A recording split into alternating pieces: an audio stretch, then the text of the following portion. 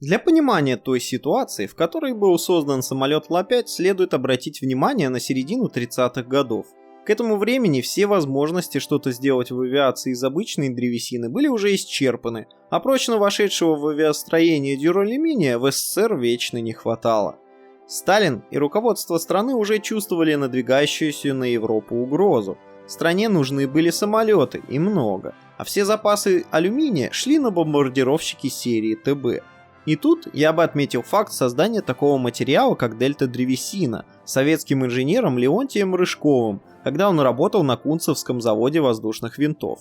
Это была древесина, а если быть точным, древесно-слоистый пластик на основе формальдегидной смолы, армированной древесными волокнами.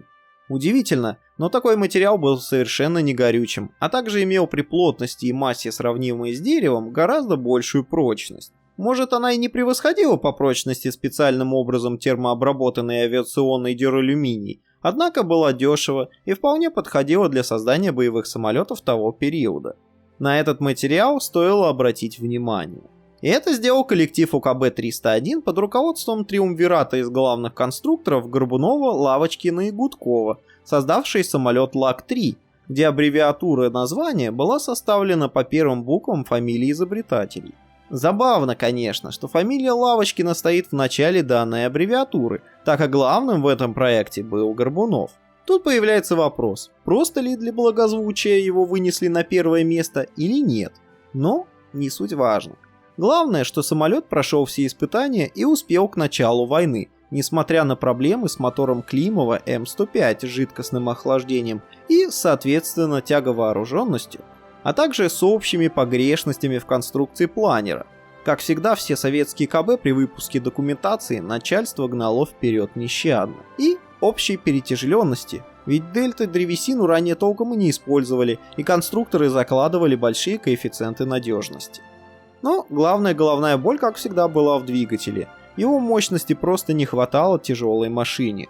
Лавочкину в результате разных подковерных игр и перемещений коллективов КБ в другие города, а также началу войны, пришлось уже в одиночку доводить до ума ЛАГ-3. С самого начала многие пилоты постоянно жаловались на недостаточную вооруженность самолета. Лавочкину удалось поставить на самолет 2 пушки, и это вконец добило мотор М105. Летные характеристики самолета сильно просели, и руководство авиации уже было готово снять его с производства, а УКБ Лавочкина вообще грозили закрытием. Пришлось срочно думать о возможностях кардинальной модернизации машины. Сам Семен Алексеевич хотел поставить новый двигатель Климова М107, который, правда, был еще сырым, но развивал мощность 1450 лошадиных сил, что решило бы вопросы тяговооруженности. Но на такие двигатели имели виды и производители Як-9 и П-2, так что их критически не хватало. Лавочкина неожиданно вызвали в Москву и объявили, что либо он решает свои проблемы с самолетом, либо его производственную базу и КБ передадут Яковлеву. Но тут судьба преподнесла ему сюрприз. В приемной Семен Алексеевич встретил главного конструктора Швецова, у которого на заводе скопилось большое количество уже готовых двигателей воздушного охлаждения М82, которые брать никто не хотел. Швецов предложил ему взять с собой чертежи двигателя, мало ли пригодится, а затем даже выслал макет и новенький двигатель в город Горький, где располагался завод номер 21 и УКБ Лавочкина. Семен Алексеевич принял двигатель без энтузиазма, все еще возлагая надежды на М107, но узнав, что предназначенный для его прототипа двигатель забрал себе Яковлев, срочно вылетел в Москву жаловаться в ЦК. В его отсутствие в инициативном порядке на заводе поставили М82, присланный Швецовым, на новенький ЛАГ-3 без двигателя. Оказалось, что центровка самолета почти не изменилась, несмотря на больший вес движка. Удалось также плавно свести носовую часть с обтекателем нового двигателя к корпусу, не сильно увеличив аэродинамическое сопротивление машины. Была еще проблема с дефлекторами и перегревом цилиндров, но ее удалось решить правильно, их расположив и сделав совки для выхода охлаждающего воздуха. Когда Лавочкин вернулся из Москвы, он быстро смекнул, что самолет получается, и переключил уже весь персонал КБ на моделирование новой машины. Когда самолет был почти готов, пришло постановление о передаче завода номер 21 в подчинение Яковлеву и выпуска на нем Як-7 и перевода КБ Лавочкина в Тбилиси. Всеми правдами и неправдами Лавочкину удалось задержаться на испытание новой машины и даже вызвать комиссию из Москвы. Но перед самым приездом выяснилось, что очень греется масло. Стандартный радиатор ЛАК-3 не справлялся, о чем Семен Алексеевич комиссии заявил.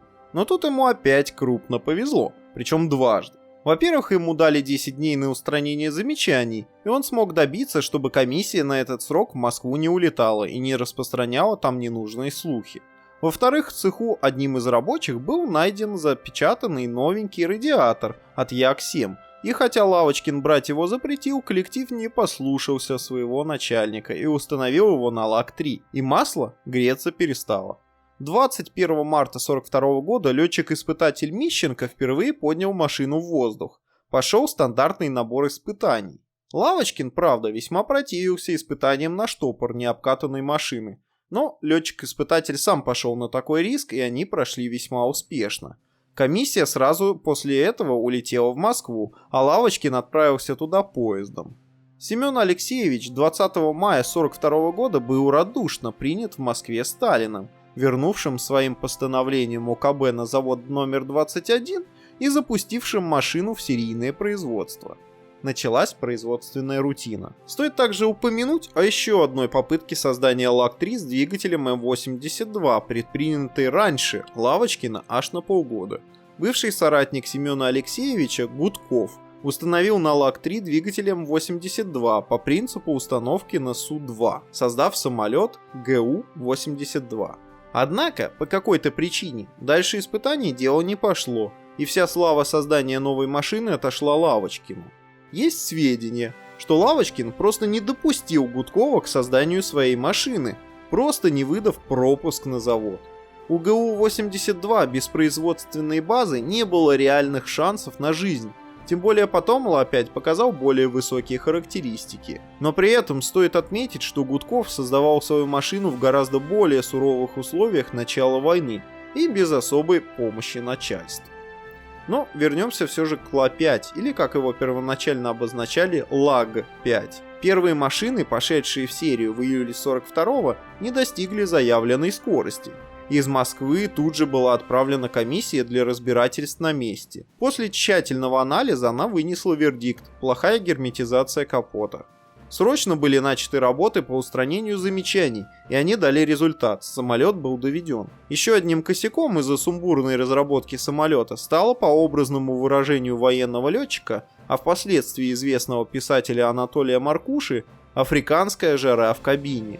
Эту недоработку так и не смогли толком устранить ни в одной из модификаций Ла-5. Весь 1942 год был занят модификацией самолета при серийном производстве. Каждый завод, как и КБ Лавочкина, пытался доработать самолет до заявленных характеристик. Была проведена огромная работа по герметизации самолета, по упрощению и облегчению конструкции планера. Но проблем при производстве было все же достаточно. В августе 1942 в небе над Сталинградом немцы впервые столкнулись с данными самолетами, проходившими войсковые испытания. Из-за скоротечности боя ими было вынесено предположение, что это новая модификация самолета И-16, но это было, конечно, не так.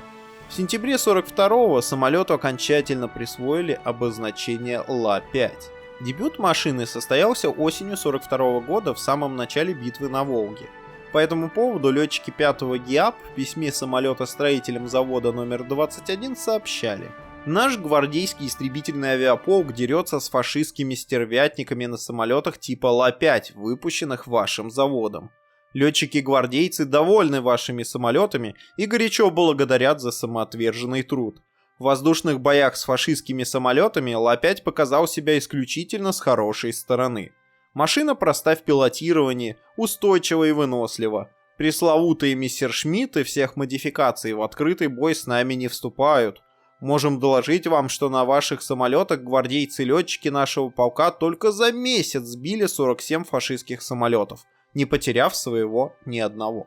К концу осени этого же года Ла-5 все чаще встречался в воздушных боях. По своим характеристикам он сравнялся с немецким мессершмиттом версии F. В воздушном бою на высоких скоростях от мессера он не отставал. На малых же первоначально немец отрывался, но затем Ла-5 его догонял. В виражном бою самолет Лавочкина выходил хвост мессершмитту, так как радиус виража был у него меньше. Стоит отметить тот факт, что на самолете Ла-5 в 1943 году Кожедуб открыл боевой счет, А на Ла-5ФН, подаренный ему колхозником Коневым, довел число побед до 45. Но к моменту, когда Ла-5 в массовых количествах появился в воздушных армиях СССР, у немцев была готова модификация G 109-го Мессершмитта, а она по своим скоростным и мощностным характеристикам уже превосходила базовый Ла-5. Его снова потребовалось модернизировать, но это тема уже для другого видео. Друзья, спасибо за просмотр. Надеюсь, вам понравилось мое видео. Не забудьте поставить лайк и подписаться на канал. Спасибо за внимание.